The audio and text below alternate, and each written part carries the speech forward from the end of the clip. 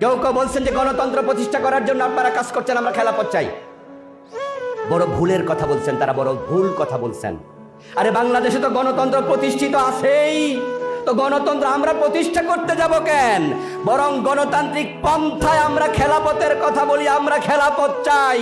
যেহেতু গণতন্ত্র প্রতিষ্ঠা বা বাদ দিয়া এখন খেলাফত কায়েমের পন্থাটা জটিল, তাই আমরা এটাকে সহজ হিসাবে, মন্দের ভালো হিসাবে নিয়েছি। আমরা তো গণতন্ত্র প্রতিষ্ঠার কাজ করি না। গণতন্ত্র এবং খেলাফতকে মুখোমুখি দাঁড় করাবেন না। খেলাফত মানে আল্লাহর আইন প্রতিষ্ঠা করা, আর গণতন্ত্র, বিপ্লব, জেহাদ হলো একটা প্রক্রিয়া। ওই তিনটা হলো মুখোমুখি। খেলাফত আর গণতন্ত্র মুখোমুখি নয়।